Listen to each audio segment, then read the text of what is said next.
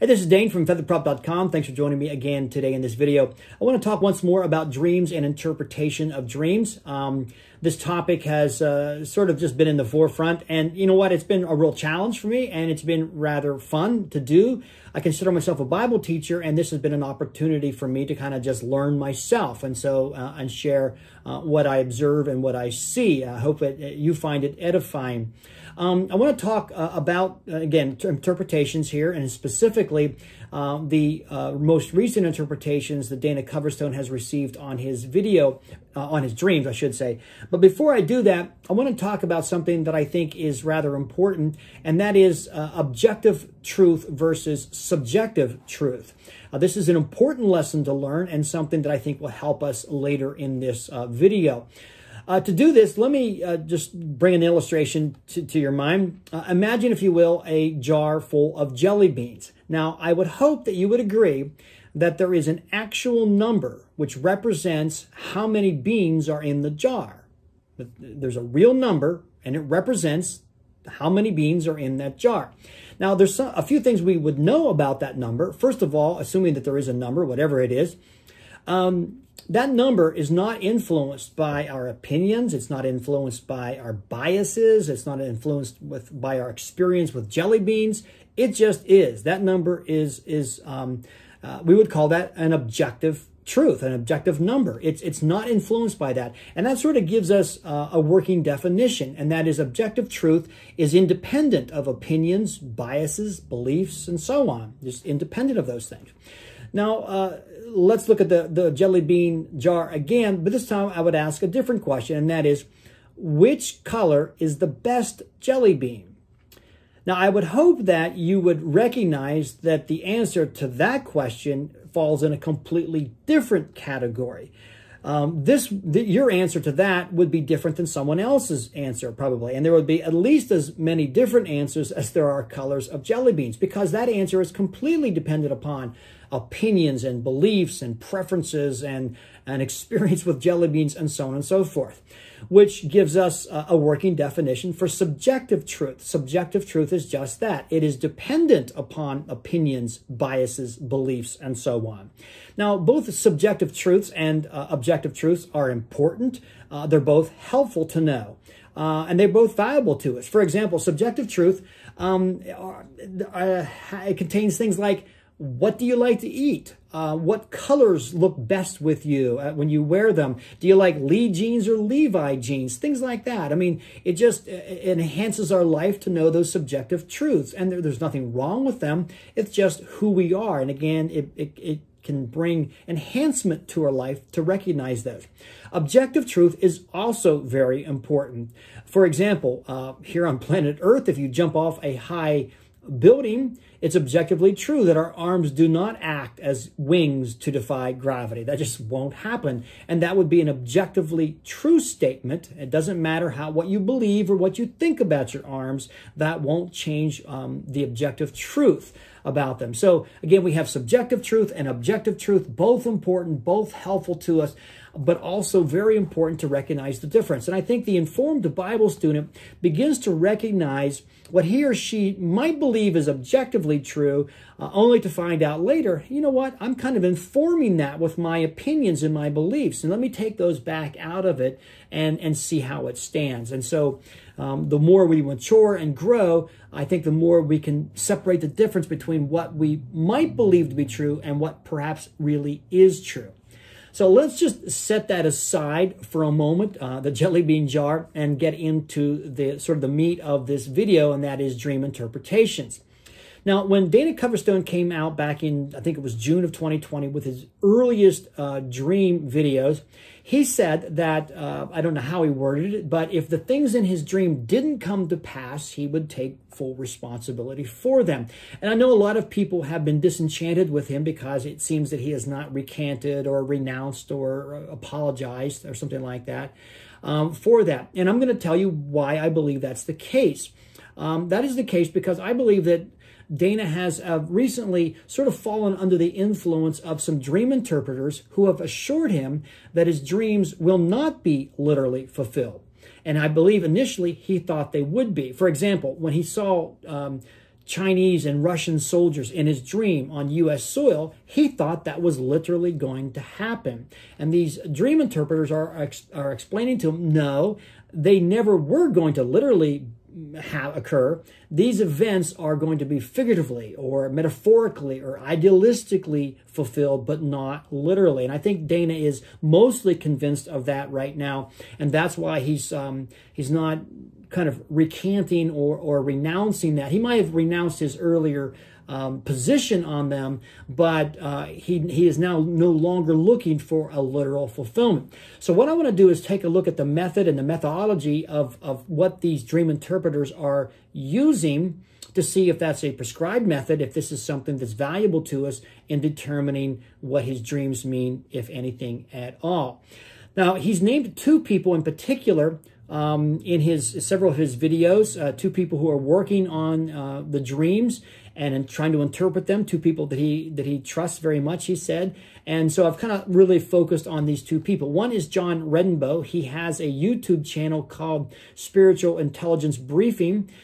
Just not many videos on it. They're rather long. I did go through them to kind of get a feel. I want to learn. I want to know what he is saying, what he believes. And so I went through his videos. The other person is a woman by the name of Cherie Goff. She is the wife of a Assemblies of God pastor. She also has a YouTube channel. Not a lot of videos on that channel. I've gone through those and listened to her to kind of get a feel for what she has to say. She also has a book, which is available on Amazon. I downloaded it to my Kindle, and I read that book this past week because I don't want to mischaracterize what they believe. I want to know accurately what these people are saying to try to get in that mindset a little bit so that I can be more informed about it. And so I spent some time this past week just kind of researching these interpreters the best that I can and their methods. Now, John Redenbaugh, back in August, I believe it was, released what he calls a dossier. It's 27-page PDF file. It was available on one of the Facebook pages. I don't know where I got it, which one it was exactly right now, but it was publicly available, publicly viewable. I downloaded the PDF file, and it is an analysis of Dana Coverstone's, I think, his first two dreams.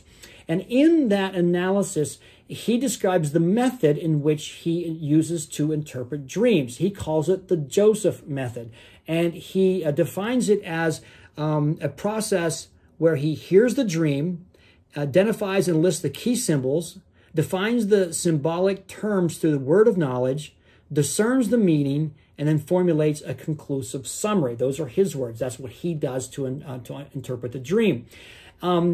Cherie Goff does not call it the Joseph method. At least she didn't use that in her book, and I didn't hear her say that in any of her videos.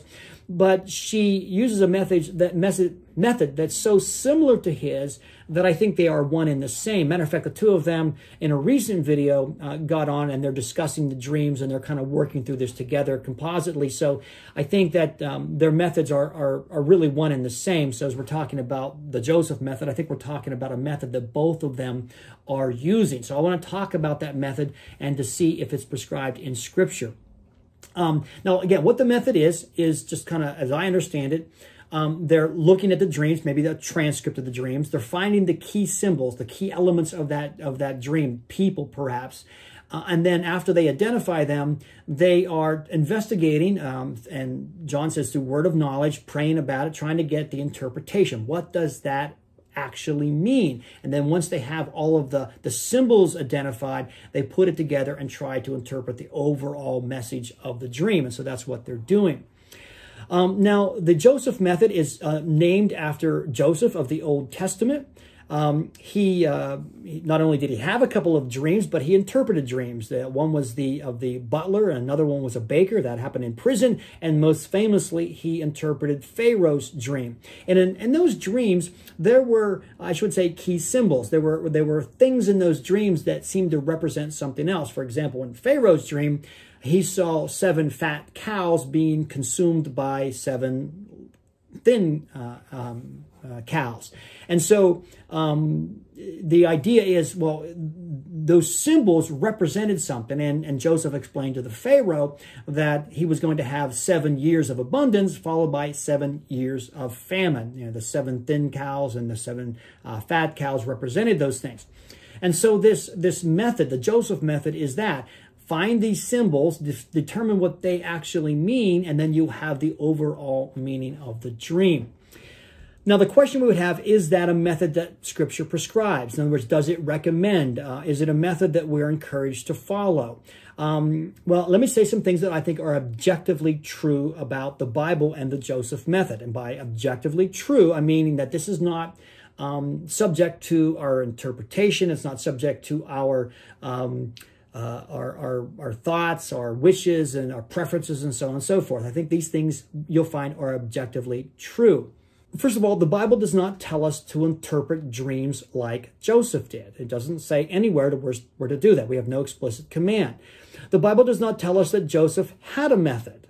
He's never described as having a method. As a matter of fact, when he's asked if he can interpret dreams in Genesis chapter 41, he said, it is not in me, but it's in God. So he doesn't point to a method. He points to God.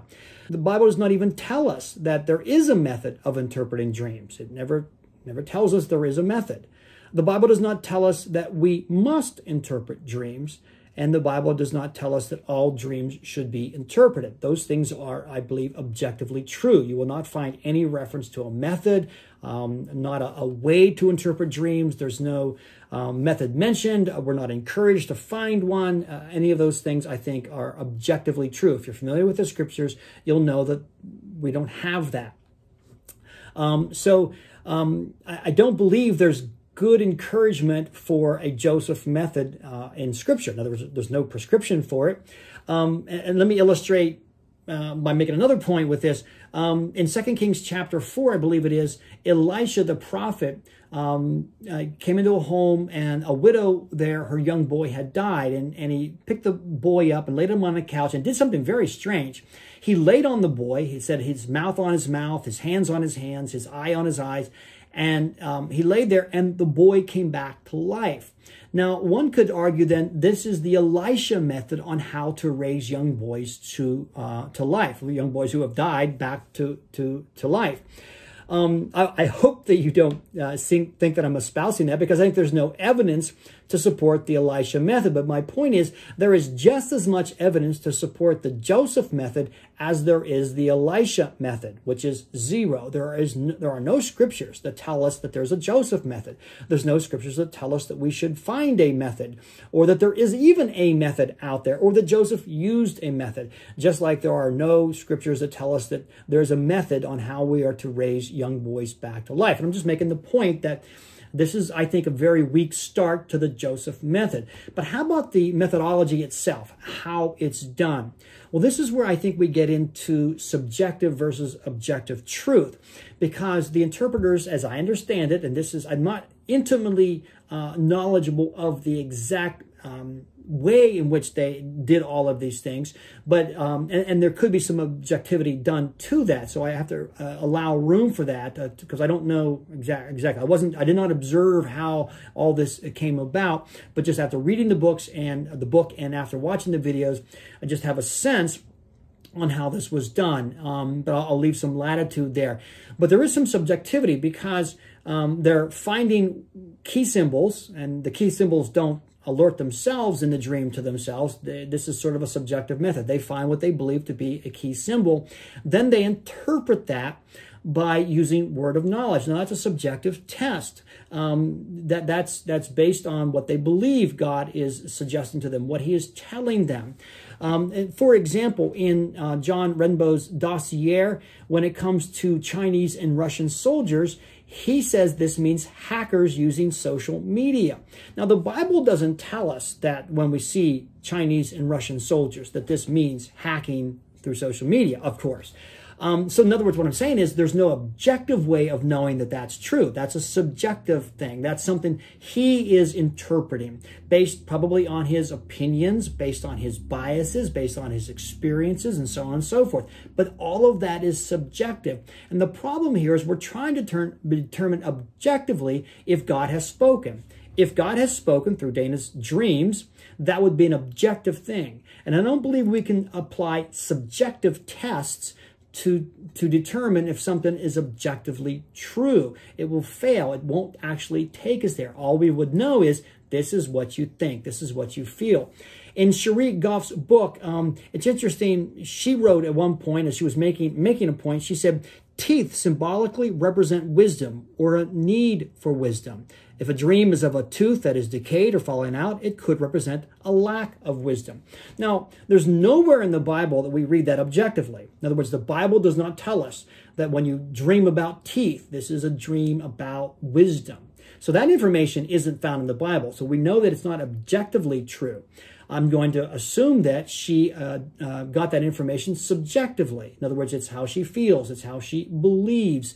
It's what she thinks is true. Maybe what her experience she believes has shown her. And even though I appreciate all of those things, we have to still recognize these things are subjective. Now, what's interesting is in a recent video, John Renbo actually admits that he assigned one particular meaning wrong. I think he was talking about Thomas Jefferson, mentioned in the video. He thought this was a reference to Hillary Clinton, who was going to take Biden's place right before the election. And I'm going to show you a very short video in which he actually admits he was wrong about that. Watch this video. But I do want to be the first to go on record and say nobody looked at those symbols harder than I did. Nobody looked at my analysis. I started over my analysis of Dream 3-4 times, because I wanted to make sure that I didn't have cognitive bias, that I wasn't hearing from other dreams that this is about the Democrats or this is about Hillary Clinton. And I'm going to tell you, I called that one wrong. It didn't happen the way that I thought it would. I do appreciate the fact that he admits that he was wrong, and that's helpful to us. But this also shows us that this method, asking God for wisdom, asking for a word from the Lord, is inaccurate, because we would think that God would have clearly spoken if he actually heard it from God. And again, I think this shows that this system is not a reliable system. So first of all, the method isn't described in the Bible. The method isn't prescribed in the Bible. And the method is full of subjective ways of determining objective truths, which are far from reliable. So I'm going to default back to something that I hinted at earlier, and it's my position that Dana's dreams are nothing more than a nocturnal imaginations of a highly intelligent, creative person, but they're just that. They're just imaginations. And they're nothing more. I don't believe that there's any hidden message in them. As a matter of fact, trying to find a message out of these imaginative dreams is, I think, a little bit like Solomon said, it's grasping at the wind. It's just very futile. It's a futile work to do. And I don't believe that it's very good for us to be spending our time tracking down interpretations using subjective means to find out what we think these dreams mean. We can have no confidence in this, I believe, and I think this is just really going down the wrong path. So thanks for watching. I'm going to wrap it up at this point. I don't know if I'm going to continue talking about these dreams. There might be a few random thoughts that I'll share, but at this point, I'm kind of putting this whole thing to rest, in my opinion. Thanks for watching.